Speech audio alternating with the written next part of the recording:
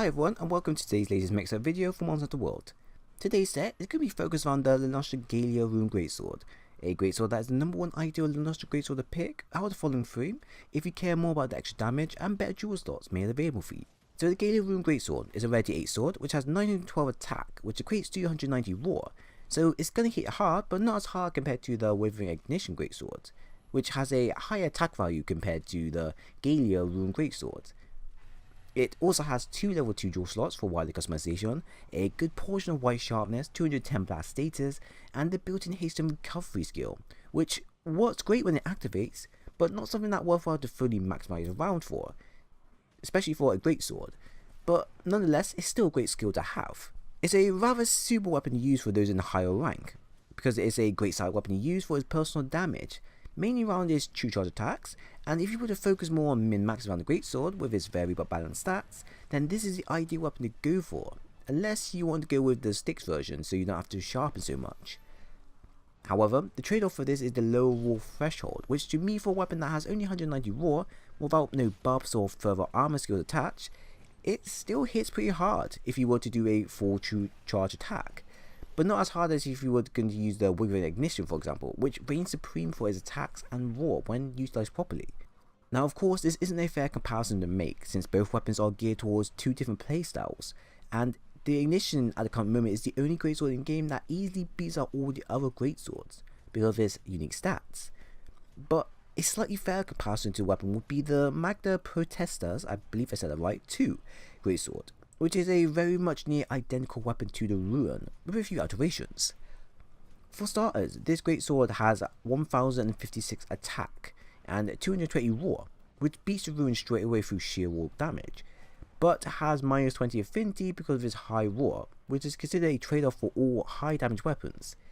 It also has 1 level 2 jewel slot compared to the Ruin 2 level 2 jewel slots, 420 blast status, and has near considerably low green sharpness, which, although it can reach blue with handicraft, is considerably gimped out because of this low feature of it, which makes the Galea Rune greatsword a bit more powerful in the long run because of its white sharpness, and also because of the sharpness multiplier that overall affects a weapon's damage, where white sharpness gives you a 1.32 multiplier and blue only gives you a 1.28 multiplier. So you can generally see that, of course, white sharpness is going to come out on top compared to the blue. But overall, for a small comparison of the two, both weapons do near identical damage if the same skills and armor used to compare the two is used, which is why I recommend this weapon, since it's not too far off from the Galea Rune and is a super weapon for those that don't have time or can't get the Luster Greatsword, although it lacks the freedom that the min-max option the Galea Rune offers. But I guess for a greatsword that has high raw and damage alone, you take what's given and work from there to improve upon it. So the set I had in mind was to focus on increasing its overall damage with the usual jewels that I would use for building around the greatsword, so the standard attack up, affinity up, etc. Although because the armor used, it leaves me with room to add in quality of life skills for myself as well, so I don't have to focus purely on damage because the amount of damage I have overall in the set is pretty substantial enough. So firstly, we have attack boost 4, which increases our attack and base roll by a certain amount, while also giving you 5% affinity. Next we have critical eye 4, which gives you 50% affinity via jewels and chest piece, but could increase even more if I swapped out my waist for the Judging waist, which would easily allow me to reach max level for the skill. Next we have critical boost 3, which helps with increasing our critical chance damage upon critical hits. Weakness exploit 3 for the plus 50% affinity per monster's weak points. Focus 3 to help with allowing us to do our true charge attacks much faster than normal. Handicraft 3 to add on another plus 30 sharpness to our weapon, although this can definitely be swapped for something like a weakness exploit charm or any other skill charm you think benefits you, as the weapon already has good sharpness.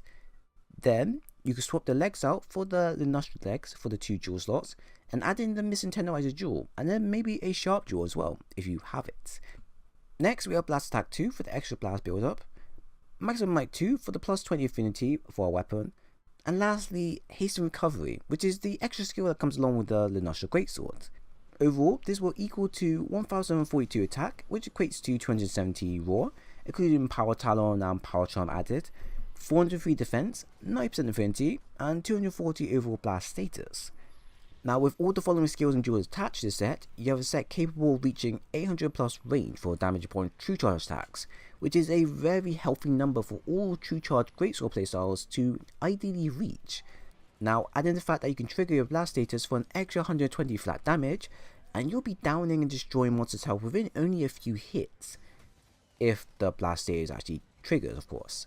Could we reach higher and aim for that 900 plus ranges? Of course. You just need to sacrifice the 2 bomber jewels and your charm for a attack up boost skill, and then drink a demon drug, etc. for a mighty big push for damage.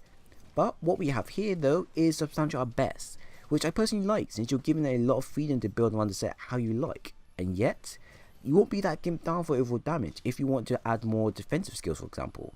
It's not of course going to be the go-to weapon for everyone in terms of pulling off over 900 to 1000 plus in damage in one go, but it's an incredibly useful set if you want to see how well this weapon fares in endgame.